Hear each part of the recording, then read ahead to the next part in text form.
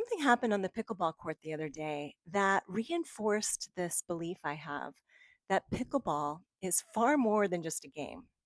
It's actually a really beautiful mirror for how we show up in our lives.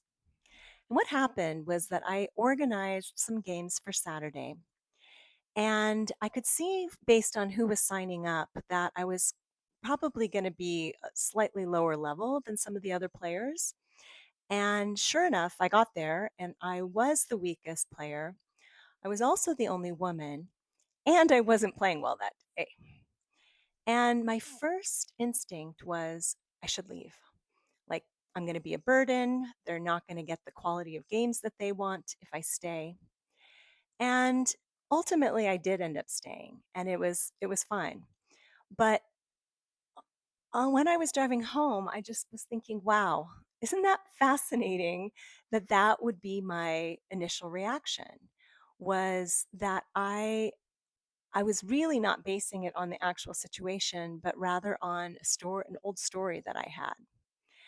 And pickleball just has this way of not creating our patterns, but really revealing the ones that are already there. And in so many ways, we tend to think that self awareness comes from years of therapy or hours on the meditation cushion, but it really comes from ordinary moments, and especially ones where there's a little bit of extra pressure. And that's where pickleball comes in because of all the different elements of it when it comes to the competition, to this desire to belong, the different personalities, the social dynamics, the partner dynamics. It tends to show some of our deepest triggers and our protective strategies. And now these protective strategies are things that we developed probably quite early in life to keep us safe. They're usually fairly subconscious, and they were really helpful in the past when they arose. So it might be, wanting to do things to stay small in order to keep the harmony, or being big and bold so you don't have to be vulnerable. These types of things. And I've really seen this show up in terms of personalities on the court. And you can also think of them as archetypes. And there's dozens of these, but I just wanted to highlight a few. And one is the apologizer. And this is the person who is always saying, oh, my bad, I'm sorry. Even if they hit a really good shot, they might apologize. Or if their partner hits it straight into the net, they might apologize because they didn't set them up very well. And so they're constantly sort of managing everyone else's feelings rather than being present and just enjoying the experience themselves. And so the protective strategy can be just, shrinking and making themselves smaller in order to be liked. Another one, and anyone who's played rec probably anywhere in the world knows this one, and that is the coach.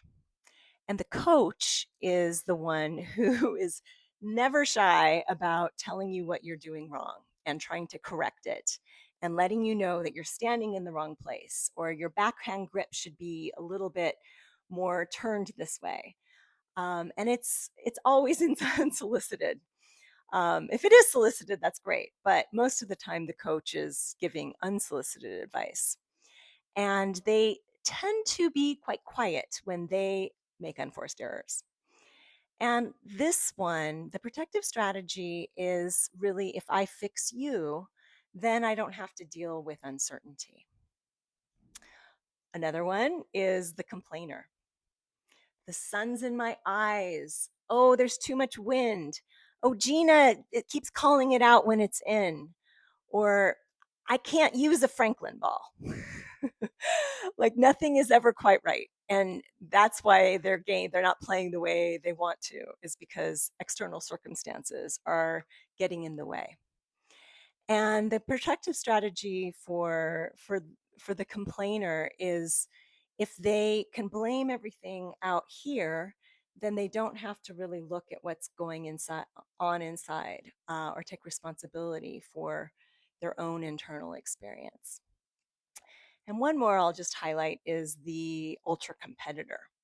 And this is the one who's super intense on the court, might be, rec play, and they're playing as if it's match point on PPA Championship Sunday against Anna Lee and Ben Johns. And they, scream with glee at any good point or being up. And then you can feel them contract or deflate if you start getting behind. And if their partner starts making mistakes, then their energy is just so palpably annoyed. And that's never helpful for the person, their partner, because who plays well when they know their partner is inside cursing them? And their protective strategy is something along of like, I need to be strong and powerful and project this strength so that I don't have to show my vulnerability. And none of these protective strategies are wrong, not at all. But really, it's interesting to just see because they can get in the way of our enjoyment of the game. They can get in the way of our connections. For example, with the apologizer, if they're constantly looking out for everyone else, then they can't be present to their own experience and enjoy their own experience. And someone who is always, you know, com- completely taking it too seriously can't just enjoy the fun of the game. And so really it's about just getting curious about where we show up and how these things that show up on the court may be showing up in other aspects of our lives and taking away from the quality of our relationships and the quality of our life in general. And for me, I actually see myself in all of these depending on the context. In what I described earlier, I definitely have the apologizer in me, and that's probably my biggest default, especially when I'm playing with higher level players.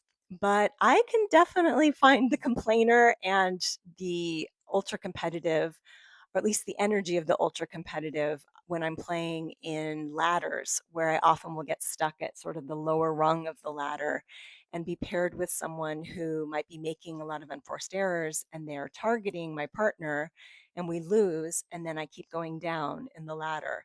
And internally, I start to complain and feel like I shouldn't be here. This isn't fair.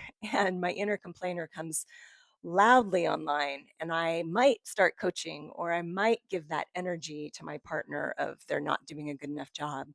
Even if externally I'm smiling and encouraging, they probably can feel this energy towards them that's not happy. And of course, that doesn't help with their unforced errors. So again, this is not to make any of these things wrong, but it's just really an opportunity to see what our patterns are and how we might, once we're aware of them, because we can't change what we're not aware of. And if we're aware and we see that actually this is not how I want to be showing up, it gives us an opportunity to respond differently. So I'm curious about you. Are you an apologizer? Are you a coach? Are you a complainer? Are you an ultra competitive? Either on the court, or it could be just in other domains in the boardroom or with your family or on a text chain. Like, how do these archetypes show up for you in your life? Please let me know in the comments. Thanks so much for watching.